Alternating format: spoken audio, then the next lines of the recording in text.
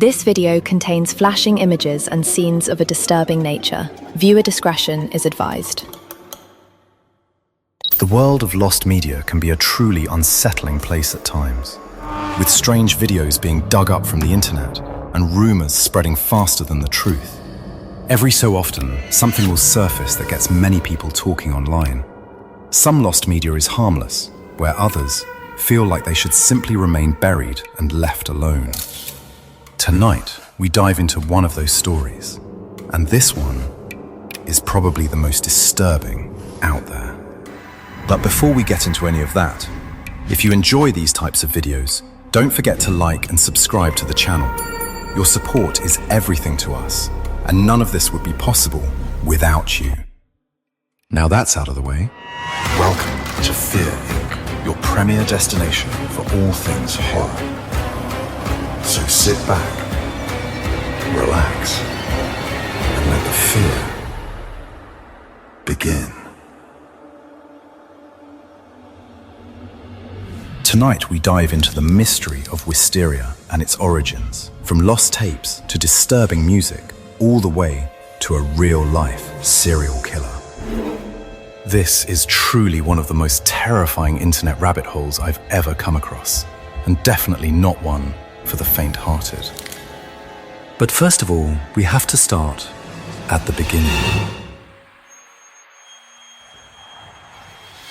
People claim to have saw a strange video sometime between 1999 and the early 2000s, a time period when the internet was young, unstable, and easily forgotten. Alleged viewers that claim to have saw the video describe the following.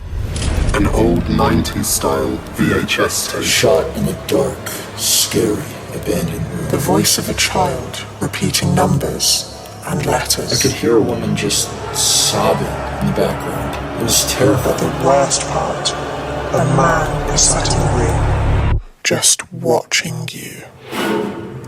Here at Fear Inc., we were able to recreate the Wysteria tape based on real-life accounts using the power of AI. Here is the result.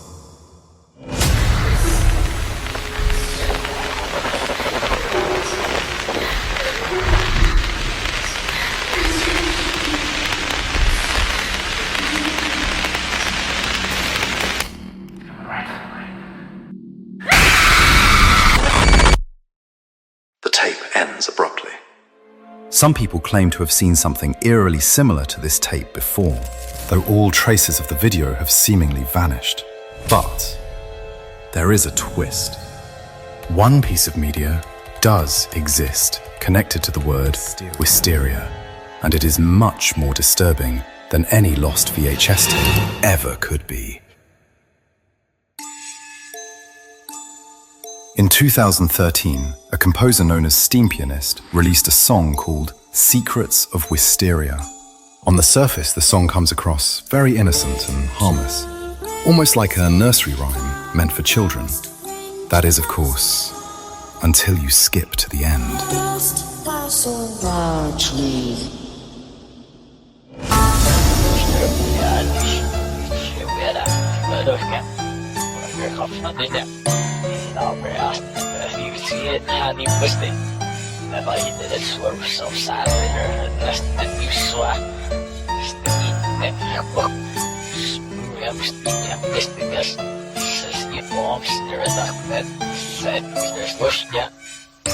Now listen to the song Reversed.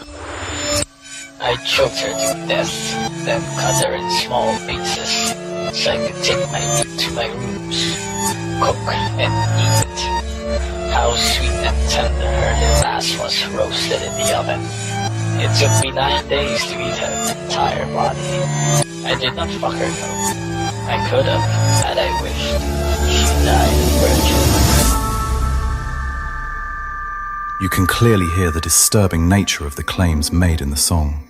A man speaking of things only a monster could ever speak of. So can you hear the voice of man, or the voice of evil? Listen one more time, without music. I choked her to death, then cut her in small pieces, so I could take my meat to my rooms, cook and eat it.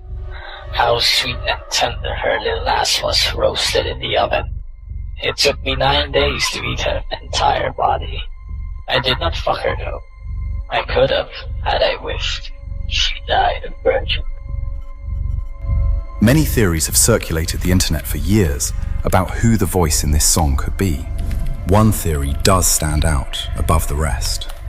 Some people believe the song is echoing the real life crimes of none other than Albert Fish, a name whispered throughout history as one of America's most depraved serial killers. So many people over the years have associated Albert's name with secrets of Wysteria. But why, you ask? The answer to that couldn't be more obvious. Take a listen to the lyrics.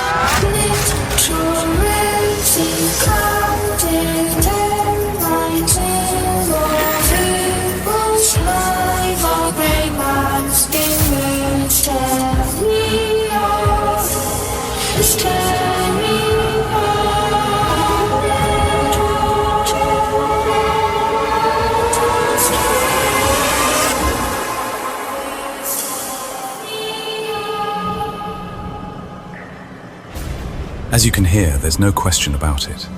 The song, without doubt, is referencing Grace Budd, one of Albert Fish's victims. And for those of you who already know the Grace Budd case, you're probably asking the same question.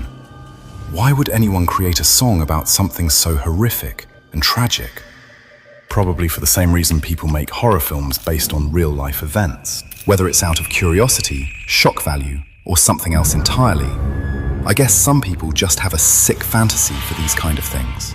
But for those of you who aren't familiar with the true story of Grace Budd, or the monster behind it, Albert Fish, let's find out. Albert Fish was a convicted murderer and cannibal, active in the 1920s and 30s. He preyed on young children and sent letters to their families detailing unspeakable acts. His crimes were so disturbing that even hardened investigators described them as beyond comprehension. He became infamous across America, earning his name the Brooklyn Vampire, or even the Werewolf of Wysteria. His letter to the family of one of his victims, 10-year-old Grace Budd, remains one of the most chilling documents in criminal history. On May 25, 1928, Albert Fish came across a small advertisement in the New York World. A young man looking for work. 3 days later, on May 28th, he visited the Budd family in Manhattan, posing as a potential employer. He told the Budd family he intended to hire their son, Edward, along with a friend, and that he would send for the boys in a few days. But Fish never returned. Instead, he delayed and set a later date. But when Albert finally returned to the Budd family home, his intentions quickly shifted. During this second visit, Fish met Edward's younger sister, 10-year-old Grace. He spun a story about needing to attend his niece's birthday party and asked Grace's parents if she could join him. Tragically and naively, they agreed. That decision would mark the last moment they ever saw their daughter alive. Years passed with no answers, until November 1934, the Budd family received an anonymous letter. A letter that would ultimately be the key to identifying Grace's killer. Now, before I show you the letter, I must warn you. What you are about to hear is something truly disturbing. Discretion is advised. My dear Mrs. Budd, in 1894, a friend of mine shipped as a deckhand on the steamer Tacoma, Captain John Davis. They sailed from San Francisco for Hong Kong, China. On arriving there, he and 2 others went ashore and got drunk. When they returned, the boat was gone. At that time, there was famine in China. Meat of any kind was from $1 to $3 a pound. So great was the suffering among the very poor that all children under were sold for food in order to keep others from starving. A boy or girl under was not safe in the street. You could go in any shop and ask for steak, chops, or stew meat. Part of the neck and body of a boy or girl would be brought out, and just what you wanted cut from it. A boy or girl's behind, which is the sweetest part of the body, and sold as veal cutlet, brought the highest price. John stayed there so long, he acquired a taste for human flesh.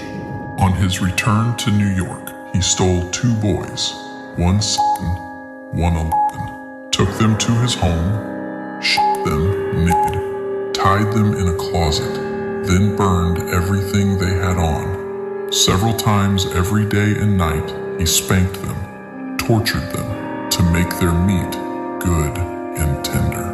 First, he killed the 14-year-old boy because he had the fattest bits, and of course the most meat on it. Every part of his body was cooked and eaten except the head, bones, and guts.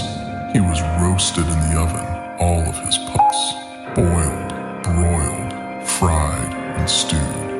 The little boy was next, went the same way. At that time, I was living at 409 East 100th Street, near Right Side. He told me so often how good human flesh was, I made up my mind to taste it. On Sunday, June the 3rd, 1928, I called on you at 406 West 15th Street, brought you pot cheese, strawberries. We had lunch. Grace sat in my lap and kissed me. I made up my mind to eat her. On the pretense of taking her to a party, you said yes, she could go. I took her to an empty house in Westchester I had already picked out. When we got there, I told her to remain outside. She picked wildflowers. I went upstairs and f***ed all my clothes off. I knew if I did not, I would get her blood on them. When all was ready, I went to the window and called her. Then, I hid in the closet until she was in the room. When she saw me all naked, she began to cry and tried to run down the stairs. I grabbed her and she said she would tell her mama. First, I stripped her naked. How she did kick, bite, and scratch. I choked her to death. Then cut her in small pieces. So I could take my meat to my ribs. Cook and eat it. How sweet and tender. It took me 9 days to eat her entire body. I did not. I could have. She died virgin. So, there you have it. Mystery solved, right? Not quite. Yes, we've established where the words came from. We've traced the quote, the meaning, even the historical context. But there's still one thing we don't know. Whose voice are we actually hearing? The obvious guess would be Albert Fish himself. But of course, there are no verified recordings of his voice anywhere on the internet. So maybe it's Steam Pianist, the creator of Secrets of Wysteria. But honestly, it doesn't really matter, because the true horror isn't really in the voice, it's the words. The words of a man with a sick mind, calculated, cold, and pure evil. A man who probably doesn't deserve another second of our time. But even with all of that said, it still doesn't explain one thing: the Wysteria tape. How can so many people describe the same tape in the same haunting detail when not a single shred of evidence exists? Perhaps it's misremembered media. The internet of the late 90s was a graveyard of strange, low-quality clips, experimental art, anonymous uploads, and forgotten student films. Most of them vanished when their hosting sites blinked out of existence. Another theory could be that maybe the real creator is in fact you. Could people be stitching together fragments of unrelated memory, constructing a single, terrifying tape in the back of their minds that never existed? Psychologists have a term for this. They call it a collective false memory, or simply the Mandela effect. That theory may sound stupid, but trust me, it takes very little. Even a single word can plant a seed. An entire scene can grow in the darkest corners of a person's mind without them ever knowing. So, I have to ask, close your eyes, listen to the smooth, low sound of my voice, and tell me, what do you see when you hear the word Wysteria? you.